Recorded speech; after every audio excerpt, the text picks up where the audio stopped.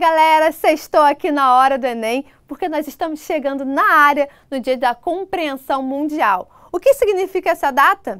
A data foi criada pela ONU para lembrar como é importante respeitar as diferenças. Até porque se todo mundo for um pouquinho mais compreensivo, a vida fica muito melhor, não é certo? Sacou meu recado? Então vamos aos destaques dessa sexta-feira. Fique ligado na entrevista com a professora Juliana Reite. Ela vai falar sobre redação. Na teleaula do dia, Lande Vieira apresenta um novo conteúdo de redação. O tema é coesão. E vamos abrir a janela do Enem para o presidente da UMES, União Maricaense Estudantil, o Emerson Pereira Mendonça, direto de Maricá.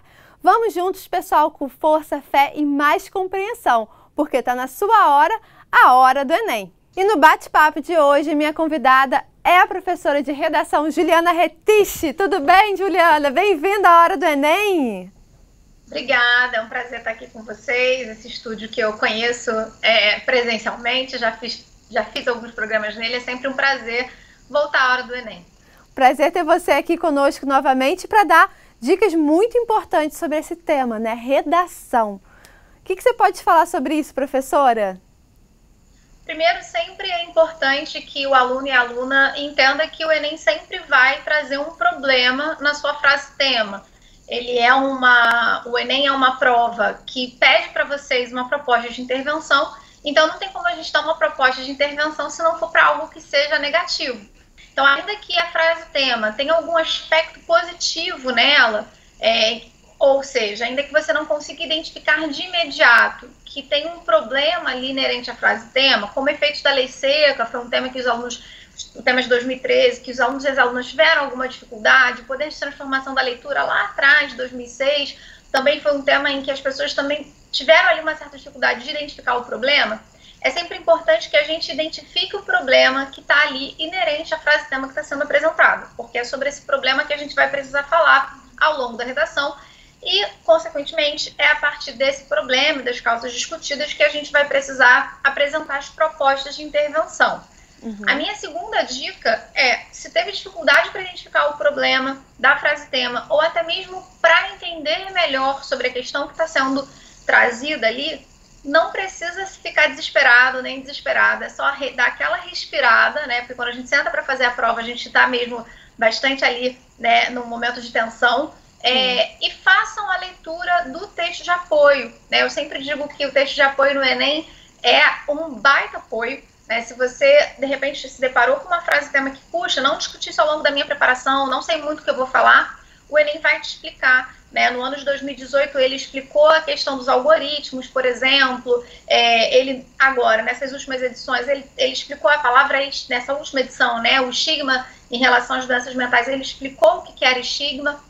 Enfim, o texto de apoio vai te explicar sobre o tema e vai te trazer um caminho possível para você fazer a discussão na sua redação. É sempre também importante fazer a leitura do texto de apoio. Ela é imprescindível para você fazer uma boa redação. Com certeza. E por fim, né, acho que eu tinha comentado isso com você, como é que se estuda, né? A partir de agora, a gente está aqui no meio do ano, a prova vai acontecer daqui a alguns meses. Para a redação, tem que escrever, não adianta, né? Mas eu leio muito. Alguém que lê muito vai ser um bom leitor. Para a gente escrever bem, a gente precisa escrever. Então, a minha dica é que vocês façam redações, né? Existem hoje muitos lugares que oferecem temas de maneira gratuita, acho que isso contribui. E, sobretudo, também pode te ajudar bastante a fazer redações de edições passadas do Enem. Então, essa é a minha dica, você treinar a redação. Assista a hora do Enem, né? Siga pessoas que possam te dar dicas, possam te dar orientações. A maioria de nós professores e professoras, sobretudo por conta da pandemia, temos aí um perfil profissional que ajuda também. A gente acaba divulgando bastante conteúdo gratuito para os meninos e meninas fazerem a prova. E não desanimem, né? Vai dar tudo certo. A gente chegou até aqui e a gente vai continuar caminhando. Com certeza, a gente está aqui para dar justamente esse apoio, professora. E para finalizar, aquele recado especial para quem está nos assistindo. Sempre muito importante, gente. Eu trabalho com vestibular há mais de 10 anos e eu vou continuar com a minha dica de sempre. Estudem bem, mas também descansem. O corpo precisa de descanso. Busquem fazer, né, aí atividades físicas. Isso também é uma ótima estratégia para você melhorar a sua oxigenação do cérebro, para você também ter uma disposição para estudar. Não adianta a gente levar o corpo à exaustão estudando, porque senão no dia da prova a gente não vai conseguir fazer uma boa prova, porque vai estar cansado, vai estar cansada, né? Então, tentem aí equilibrar horas de sono, boa alimentação, atividade física com as suas horas de estudo. Esse é o meu recado e tem sido cada vez mais o meu maior recado para os alunos e para as alunas, para aguentarem esse rojão de estudar no momento tão difícil que a gente está do mundo, né? Com certeza, professora. Quero te agradecer demais pela presença aqui na Hora do Enem, pelas dicas tanto na parte técnica, né, da redação também como para a vida. Obrigada a vocês pelo convite. Sucesso, professora. Gente, essa é a Juliana Reite, professora de redação participando aqui da Hora do Enem. O nosso curso de apoio e revisão intensiva que reforça o conteúdo que você assiste aqui na Hora do Enem está disponível para todo o Brasil. Para mais informações, acesse o site www.horadoenem.org.br. O curso é bem intuitivo, prático, dinâmico, o que facilita a compreensão de toda a programação do Enem. A TV Escola e seus parceiros, com grande experiência em Enem, resolveram dar aquela forcinha a mais nessa missão, disponibilizando o acesso a um amplo conteúdo de apoio e reforço, a fim de proporcionar uma revisão completa com foco exclusivo no Exame Nacional. Os estudantes poderão participar de um novíssimo curso intensivo multiplataforma, com site, aplicativo, e-books, para estimular a preparação da galera que vai fazer as provas do final do ano. Videoaulas específicas com professores especialistas e uma programação completa, incluindo resumos, exercícios, testes online. Essa é a sua hora, a Hora do Enem. E vamos entrar no ritmo das aulas dessa sexta-feira com o nosso querido Lande Vieira, apresentando a aula do dia, que é de redação. Coesão é o tema. Lembrando que essa aula foi gravada antes da pandemia. É com você, Lande! Opa, Landinho, aqui atrás, por favor. Vem cá, qual é o segredo do seu sucesso? Bom, eu sigo as instruções do professor. Esse é o cara. Candidato fala de candidato, professor fala de professor. Aliás, já falei para o Landinho se inscrever no canal da TV Escola no YouTube. Lá tem todos os programas que passaram até agora. Antes que eu me esqueça, roda a vinheta aí.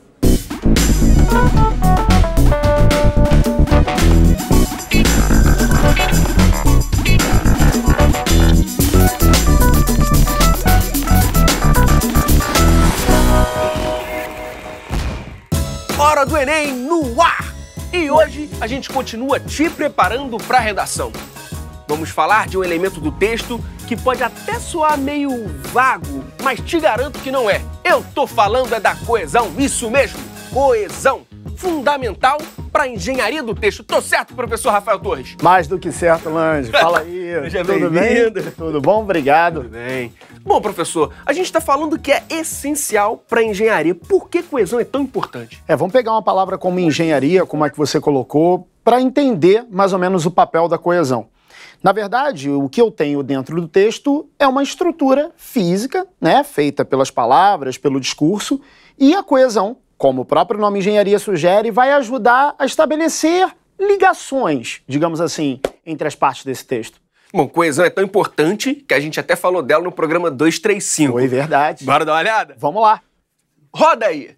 Bom, coesão e coerência são ligações estabelecidas dentro do texto, sendo que a coesão é uma ligação linguística, visível, concreta. A coerência é uma ligação abstrata, no nível da informação de cada uma das partes do texto. Uma informação conectada à outra. Aí a gente estabelece coerência. Lembra disso, professor? Lembro, faz tempo, mas lembro. A íntegra você vê lá no nosso canal do YouTube, youtube.com/TV Escola. Tu já sabe, né? Professor, e aí, o que a gente vai ver hoje sobre coesão? Vamos dar uma analisada sobre o aspecto geral envolvendo coesão, entendendo essa coesão a partir de uma nova perspectiva, de uma nova abordagem. Vamos dar uma olhada lá no quadro? Com certeza. Então vamos lá.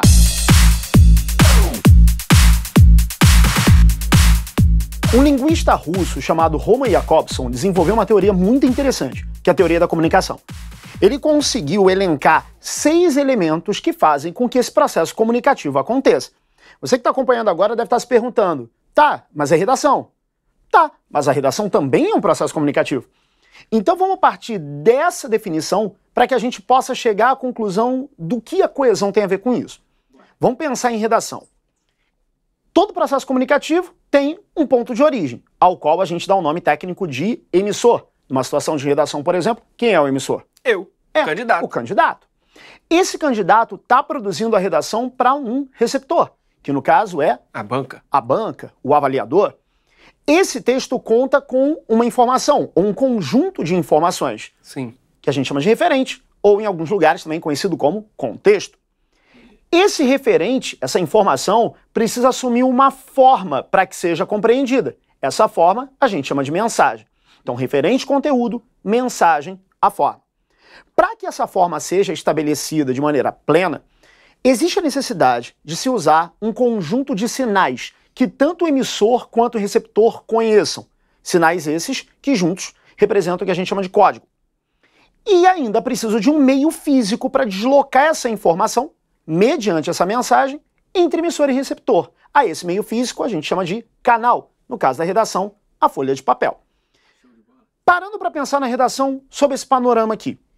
Eu tenho uma informação, eu tenho um ponto de vista, no caso de uma dissertação, eu tenho opinião e argumentos para entregar. Só que essa informação, como toda informação, está no campo só do abstrato.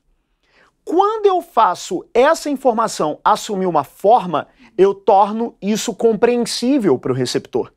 Então a ideia é de que a coesão facilite a transformação do que é só informação em forma, para que o receptor entenda o mais próximo possível daquilo que eu pensei em dizer, que eu pensei em afirmar. Então, o pulo do gato é começar a treinar hoje já pensando em quem vai ler. Exatamente, você pode fazer com que a sua redação passe por correção de um professor, ou mesmo fazer até com que um colega leia aquele texto. Ah, mas o meu colega de repente não vai fazer uma análise que um professor faria. Não é a preocupação no caso do colega com uma correção como se fosse de um professor, não. É para testar o quão compatível é o que se escreve com o que se pensa. Quantas não são as vezes em que a gente ouve alunos, seja em aulas presenciais ou em aulas online, esses alunos falando a respeito do quanto eles pensaram em dizer alguma coisa, mas entregaram outra. A coesão é uma ferramenta que torna essa informação algo que possa ser compreendido pelo outro. E qual é o passo a passo para melhorar a coesão? A gente precisa entender com clareza como é que funciona, né, o uso de uma estrutura bastante interessante para alcançar esse objetivo, que é o conector. Conector. Então esse seria o cara nesse momento. Mas muita gente não entende o significado. Tem como explicar um pouquinho, professor? É curioso, né? Porque as pessoas, ao mesmo tempo que não entendem o significado do termo, sabem quando ele falta, sabem quando ele não funciona. Verdade. Bora ver um exemplo ali? Vamos dar uma olhada. Então, olha lá. Tá aí, professor. Tá na tela. Apesar de a escravatura ter sido abolida no Brasil há exatos 130 anos, ainda é possível encontrar em nosso país trabalhadores em situação análoga à escravidão, sobretudo crianças. É preciso mudar essa realidade. Para tal, o Ministério Público precisa investir no protagonismo e na formação do conselheiro tutelar e da conselheira tutelar. Afinal, são eles que acompanham os menores em situação de risco e decidem como protegê-los. Vamos tirar os conectores e dar uma ajustada nos tempos verbais? Deixa eu ver como é que fica. Já tá aí. A escravatura foi abolida no Brasil há exatos 130 anos. Ainda é possível encontrar em nosso país trabalhadores em situação análoga à escravidão, crianças. É preciso mudar essa realidade. O Ministério Público precisa investir no protagonismo e na formação do conselheiro tutelar e da conselheira tutelar. São eles que acompanham os menores em situação de risco e decidem como protegê-los. Ficou meio esquisito, né, professor? Pô, ficou bastante, né? Estava falando agora há pouco, né? Pouco se conhece sobre a definição de conector, mas quando o conector não está no texto, a falta que se sente dele é absurda. Vamos entender um conector como o que o próprio nome sugere, uma estrutura da língua que é capaz de estabelecer uma ligação física, linguística, visível entre as partes do texto. Basicamente, na gramática, isso corresponde às preposições e conjunções. Lembrando o quanto a gramática é importante e às vezes é meio que deixada de lado, as pessoas imaginando que ela perdeu o valor, que ela perdeu a essência enquanto ferramenta para a prova. Então, o conector é essa ferramenta que na língua ajuda a estabelecer uma conexão entre as partes do texto. E quais são os conectores mais usados, professor? As conjunções, principalmente as conjunções das orações coordenadas e das orações adverbiais. Aí não adianta, você que está acompanhando agora, nem chorar com aquelas questões de nomenclatura. Ah, mas eu não lembro, eu decorei aquilo, mas já esqueci. Porque, na verdade, eu estou mais preocupado com o último termo daquelas classificações. Você, por exemplo, quando tinha as coordenadas, você tinha as assindéticas e as sindéticas. Dentro das sindéticas, você tinha as aditivas, as adversativas, as conclusivas. No caso das adverbiais, você tinha algumas como causais, comparativas, concessivas. Para a redação, eu estou mais preocupado com esse último termo. Porque quanto mais conjunções você conhece, voltando para o que a gente conversou ali, mais você esclarece para o leitor qual a relação que você queria estabelecer entre as partes do texto. Então, conjunções bem usadas garantem uma fluidez maior para as ideias. Por exemplo, eu tenho um dado A, eu tenho um porém e eu tenho um dado B. A e B pouco me importam nesse caso. O que me importa é que entre esses dados eu tenho o porém. A gente sabe que o porém é um conectivo de uma oração adversativa. Então isso esclarece para quem está lendo que B se opõe a A. Eu não preciso entender B ainda para saber que B se opõe a A. O porém já dá um aviso.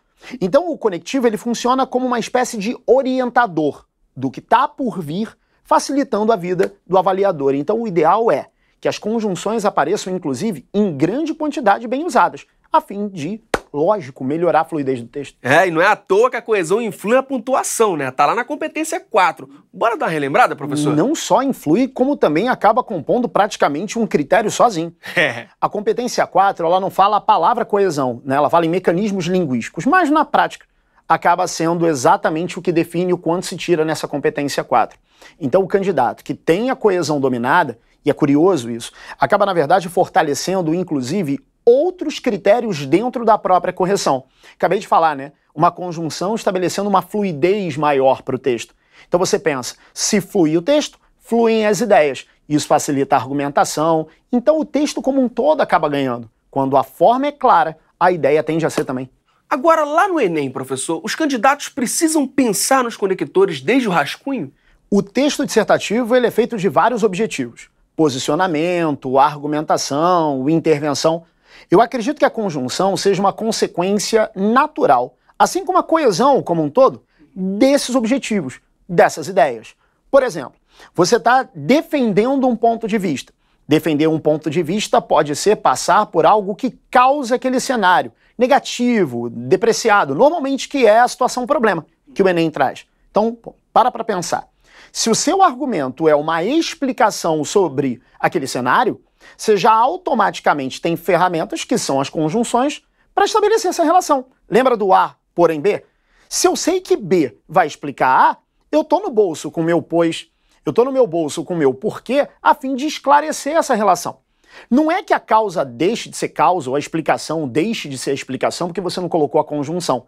Mas quanto mais conjunções você tem na mão, mais ferramentas você tem para esclarecer a ideia. Então ele não tem que ir pensando nas conjunções, mas essas conjunções vão estabelecer as conexões entre as partes desse texto. Fica aqui com a gente que o papo é sobre coesão na redação. E aí, é uma rima pobre ou uma rima rica? Nesse caso, rima pobre. Coesão e redação, substantivos. Quando você faz a rima com palavras de mesma classe gramatical, aí a gente tem uma rima pobre. A gente já explicou o que é coesão e como ela é importante, então bora relembrar os principais tipos de coesão? Vamos lembrar. Na verdade, no primeiro bloco do programa eu já falei de um desses tipos, só não dei nome. É a coesão sequencial. Olha o nome. Sequencia, dá seguimento ao texto, dá prosseguimento ao campo das ideias pela forma, usando os conectores, os conectivos, principalmente conjunções e preposições. Mas existe um outro tipo, tão importante quanto o sequencial, né, o tipo sequencial, que é a chamada coesão referencial. E para falar um pouquinho dessa coesão referencial, eu gosto de explicar a respeito, e é curioso isso, porque normalmente em redação a gente fala do que fazer primeiro. Mas eu prefiro começar explicando o que não fazer. Vamos dar uma olhada no quadro? Ah, já tá ali. Então vamos lá.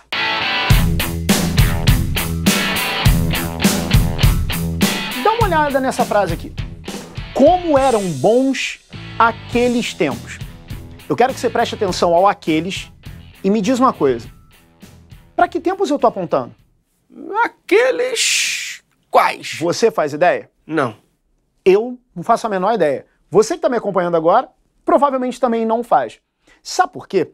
Porque quando você usa uma palavra como aqueles, você tem um termo dentro dessa sentença, dentro desse enunciado, que está apontando para uma informação que varia conforme quem diz a frase, conforme o contexto em que a frase aparece. Lembra do que a gente conversou no primeiro bloco? A necessidade de pegar a minha ideia e traduzir para o campo das palavras. Então o que a gente tem é uma coesão, porque não deixa de ser uma ligação, mas que está sendo estabelecida com algo que não está no texto, mas sim fora do texto. Essa coesão recebe um nome de exofórica. Exofórica. Isso. Exo de êxodo, exo de exoesqueleto. Então é uma estrutura que inclusive aparece em outros nomes na prova do Enem, em outras áreas do conhecimento.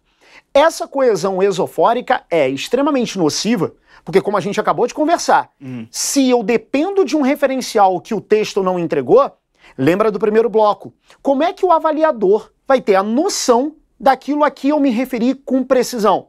Aqueles tempos para o avaliador, diferentemente da maneira com que eu li esses mesmos tempos, que não são os mesmos.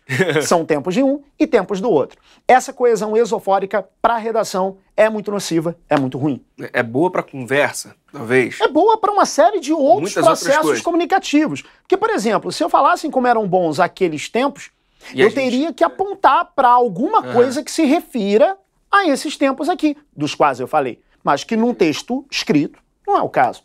Então, qual é o jeito mais seguro de fazer isso? Pensar o contrário. Se de repente eu saio de uma postura do texto olhando para fora dele e passo a assumir uma postura do texto olhando para dentro dele, exofórica, endofórica. Então, enquanto a coesão exofórica é aquela que aponta para um dado fora do texto, a endofórica, por sua vez, aponta para dentro do texto. E se aponta para dentro do texto, olha como isso torna o texto autônomo, completo. E aí já não dependo mais de uma informação extra que eu não tenho. Vamos tentar transformar esse enunciado numa situação, por exemplo, de endofórica? Bora. Então, beleza. E aí? Tira esse ponto de exclamação, por favor. Tirei. E completa para mim assim, ó. Como eram bons aqueles tempos, vírgula. Vírgula. Os de uma infância feliz. Isso. Dá uma olhada em como ficou e me diz. Se o que antes eu tinha no aqueles era um referencial fora do texto, agora onde é que está esse referencial? Dentro do texto. Então eu saio de coesão exofórica e parto para coesão endofórica. Partindo do princípio de que o avaliador não sabe quem é você, não conhece suas ideias antes do texto, é a melhor estratégia com que a gente pode contar. E aí, tá resolvido, falou, abraço! Não, calma aí. Essa endofórica tem subdivisões. E é importante para o candidato conhecer essas subdivisões. A endofórica se divide em dois tipos básicos, a catafórica e a anafórica. A catafórica é, como eu disse, uma endofórica, ou seja, é o texto apontando para ele mesmo. Só que no caso da catafórica, eu tenho um termo, pode ser um pronome demonstrativo, pode ser um substantivo, pode ser uma quantidade grande de termos, mas que tem em comum uma característica. Na coesão catafórica, eles apontam para uma informação que ainda será colocada no texto. Por exemplo, o aqueles. Você não colocou uma extensão aqui para aquele enunciado anterior? O aqueles não está apontando para um dado que ainda vai aparecer? Coesão endofórica, porque o referencial está dentro do texto, e catafórica, que está apontando para um dado que ainda vai aparecer. Saquei. Esse trecho é um exemplo de catafórica, mas a gente tem outro também para dar uma olhada, né? Opa! Já tá na tela, professor. Bora ver. Só não há certeza de que isto ocorrerá. A mudança de postura dos líderes. Repara, tem dois trechos em vermelho aqui. O isto, que é um pronome demonstrativo, tanto quanto o aqueles, que a gente conversou. E esse trecho, o isto, o pronome demonstrativo, está apontando para o que vem em vermelho depois. Então é endofórica, porque o referencial é interno, e catafórica, que está apontando para um dado que ainda vai aparecer. E pode rolar aquele mesmo problema como a gente viu no exemplo anterior, né? Se tiver só não há a certeza de que isto ocorrerá, Não dá para saber isto o quê? Exato, precisa de uma referência para tornar aquilo mais claro. Beleza. E um detalhe importante, quando você faz uma coesão catafórica com o isto, é importante que não se confunda isto com isso, ok? Olha aí. Porque quando é catafórica a característica da coesão, a gente tem que dar preferência, tem que dar prioridade aos pronomes com forma ST, que a gente chama. Isto, este, esta, sempre apontando para frente. É muito comum os candidatos confundirem pronomes como isto e isso, achando que isto é mais formal e isso tem mais a ver com a fala. Não, não. Cada um tem seu papel dentro da coesão. Já aproveita e explica aí, professor. Vamos lá. O isto, então, com ST, é catafórico. Se eu tiver que usar o pronome para apontar para alguma coisa que ainda vai aparecer, eu jogo ST. Por isso, isto, este, esta. E esse catafórico, é grego esse prefixo? Aponta para baixo. E aí, se você levar em conta um texto, significa para o que ainda vai ser dito. Lembrando que, obviamente, para você fazer catafórica, não é necessariamente na linha de baixo ou linhas que ainda vão aparecer. Pode ser na mesma linha, desde que apareça depois do termo. E a coesão endofórica anafórica? Isso, aí é a outra subdivisão. Isso. Vamos fazer o raciocínio. Se a catafórica é uma coesão endofórica que aponta para o que ainda vai ser dito, mais incomum, a anafórica, que é a mais frequente das coesões referenciais, é aquela que aponta para o que já foi dito, para o que já apareceu no texto. A gente tem um exemplo aí, não tem? Tem, vamos dar uma olhada. Aí. Olha lá. Espera-se uma mudança de postura dos líderes. Sem dúvida, isso seria decisivo para a evolução dos processos. Repara que, na verdade, a única coisa que a gente fez foi estabelecer uma inversão para gerar uma outra relação de coesão. Então, 2 trechos em vermelho de novo. Uma mudança de postura dos líderes e o pronome. Isso. Repara que o isso está apontando para um dado que já apareceu no texto, que é anterior a esse pronome, e por isso a coesão é anafórica. Como a gente conversou, a forma do pronome também sofre modificação. Se é catafórico o pronome demonstrativo que eu uso, ST. Isto, este, esta. Agora, se eu apontar para o que já foi dito, SS. Isso, esse, essa. Isso pode garantir bons pontos em coesão para o candidato. São várias ferramentas para o candidato evitar de repetir palavras, né? Exatamente, porque a repetição, ela acaba, na verdade, significando, em primeiro lugar, uma demonstração, mesmo que involuntária, muitas vezes, de fraqueza de vocabulário, de falta de ferramenta, mas é importante ressaltar, pessoas que repetem muito determinado termo, dentro do parágrafo, principalmente, gera uma outra percepção, muito simples de entender. Se eu repito as palavras, a tendência é de que eu repita também a informação de cada uma delas. E isso faz com que o texto não ande. Esse texto perde uma das suas principais características chamadas de progressividade textual. Eu preciso a cada parágrafo acrescentar informações. Quanto mais vezes eu uso uma mesma palavra, porém, menos eu acrescento, mais eu fico no mesmo lugar. Bom, mas em poema, a repetição pode ser muito bem-vinda. Com certeza, porque aí o objetivo é outro. Uma redação que você produz para vestibular é um texto de natureza técnico-científica. Ou seja, é um texto que tem uma realidade objetiva para entregar uma informação que possa ser interpretada por qualquer avaliador da mesma forma. Aqueles elementos que a gente conversou no primeiro bloco, um deles é a mensagem. Sim, estava logo ali em cima. Isso. E o Roman Jakobson, que foi o linguista que criou a teoria, ele defende que quando elementos prevalecem sobre os outros, como prioridades dentro da comunicação, esses elementos indicam o porquê de aquela linguagem, aquela comunicação funcionar. Daí o nome, funções da linguagem. Assunto que, aliás, cai bastante na prova de linguagens, não só em Enem, como também em outras provas. Quando essa mensagem, o cuidado com essa forma da mensagem prevalece sobre os outros elementos, a gente tem a chamada função poética da linguagem. E essa função poética, obviamente, pode se valer da repetição, porque essa repetição passa a ter um outro objetivo. Ela é proposital, ela está voltada para uma intenção, que não é o caso de uma redação de vestibular em que eu estou sendo avaliado. Mas na redação, com o tempo correndo, aquela pressão, é melhor ir no certo, né, professor? Não arriscar tanto. É o que a gente costuma até falar em aula, né? É o quanto eu não sei quem está do outro lado, me corrigindo, e o quanto eu preciso entregar algo que, independentemente de quem venha corrigir a redação, que isso possa ser considerado como positivo, sem qualquer tipo de transtorno. Então, na verdade, uma redação boa, ao meu ver, é uma redação segura, que tem a precaução de entregar aquilo que não possa dar margem a duplas, triplas, quádruplas interpretações, até mesmo figuras de linguagem, que tem muito a ver com figuração, com conotação. Tem que tomar muito cuidado, porque isso pode entregar a interpretação que a gente não quer entregar, como eu falei no primeiro bloco. Então procurar aquele arroz, feijão, batatinha e bife. Exato. E acrescentando o que for necessário. Então chega aqui na frente, professor. E qual o conselho para o candidato mandar bem na coesão da redação? Abusar das coesões referenciais, porque essas coesões vão impedir que esse candidato repita as palavras. E aí, vamos tentar evitar repetições, tanto de palavras quanto de radicais, aquela base de significado da palavra, no mesmo parágrafo. Isso já vai fazer andar bem.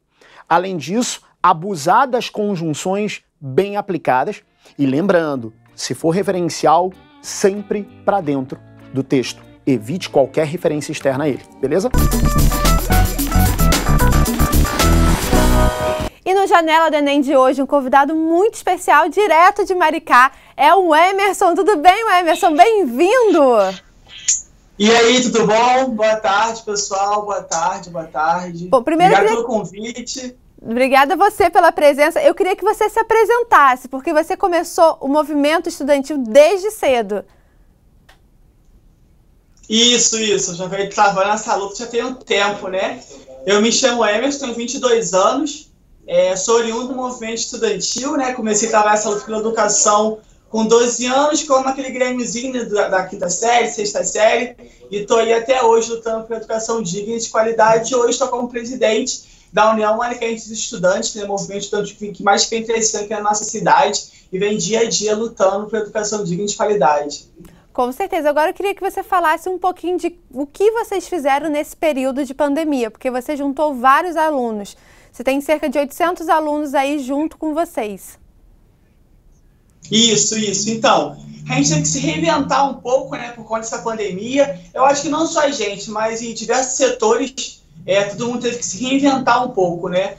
Aqui a gente ajuda a tocar 23 grêmios na nossa cidade. Além dos 23 grêmios, tem os pré-IF da UMES, pré-ICEJA, pré-UERJ, pré-ENEM, que são projetos aqui de Maricá, que são sucesso na nossa cidade, porque a gente entende que a educação é pegar o menino que mora dentro da comunidade e colocar na faculdade para estudar de graça, através do passaporte universitário, né, que foi uma conquista do movimento estudantil, inclusive. No nosso último congresso, a gente conseguiu colocar 3.000 estudantes dentro do esporte clube da nossa cidade. Depois fizemos uma passeata. Dentro desse congresso, a gente conseguiu a reforma das escolas estaduais, a volta dos jogos estudantis, o pré-ENEM, o passaporte universitário, o bilhete único universitário, que foi uma conquista nossa. Então, isso é muito orgulho ver Maricá sair na linha de frente enquanto lugares vêm fechando faculdade, vêm cortando verba da educação. Maricá está disponibilizando, né, para o pessoal na cidade estar estudando. Isso é muito importante. Com certeza. O Emerson, agora para finalizar, eu queria que você desse uma dica ou uma mensagem para os alunos que vão fazer o Enem esse ano. Então, vamos lá. Eu sou um desses alunos, também vou fazer o Enem esse ano, estou aqui ansioso, na expectativa. Temos nosso pré-ENEM popular aqui da nossa cidade. Se vocês estiverem estudando pela internet, por conta da pandemia, né, só acessar nossas redes sociais, que tem várias aulas de lá, tem professores de redação particular também. Temos canal no YouTube, Instagram e Facebook. Só pesquisar lá pré-ENEM Popular ou União Maricaense dos Estudantes, que lá tem todos os informes. E, gente, não desiste, por mais difícil que seja, a vitória é certa. Com certeza. O Emerson, eu adorei te conhecer. Obrigada pela presença aqui na Hora do Enem. Obrigado. Espero mais vezes numa próxima oportunidade. Pode ser? Muito obrigado. Tamo junto. Aguardem. Tamo juntos! Esse é um Emerson, gente, direto de Maricá, aqui na Hora do Enem. Quer conteúdo no final de semana? Então acompanhe a nossa maratona, todos os sábados a partir de 1 da tarde e aos domingos começa às 6 da manhã. E tem o nosso canal no YouTube, porque está tudo lá. Participe da Hora do Enem dando sugestões, tirando dúvidas e participando do Janela do Enem. É só mandar uma mensagem aqui abaixo para o nosso WhatsApp. Para ficar sempre juntinho perto da gente, não esqueça de marcar as redes sociais através da hashtag Hora do Enem, @TV Escola e @Tatiana D'Angelo. E se ligue nessa dica, participe também do nosso curso intensivo multiplataforma. É fácil acesso, é só clicar aqui no site abaixo. Eu tenho certeza que vale muito a pena. Estamos juntos até o final de novembro e até lá, gente, siga uma rotina de estudos, de alimentação e de descanso, porque também é muito importante. Que quando chegar na hora da prova, você vai chegar muito melhor. Eu desejo para você toda a felicidade do mundo e de preferência com a vaga na universidade na mão, não é mesmo? O que não te desafia, não te transforma. Segue essa dica para vocês. Olha, vamos acreditar e com isso eu desejo para você um ótimo final de semana e segunda-feira estamos aqui juntinhos na Hora do Enem com mais conteúdo para você. Um beijo, bom final de semana e até segunda-feira. Tchau, tchau!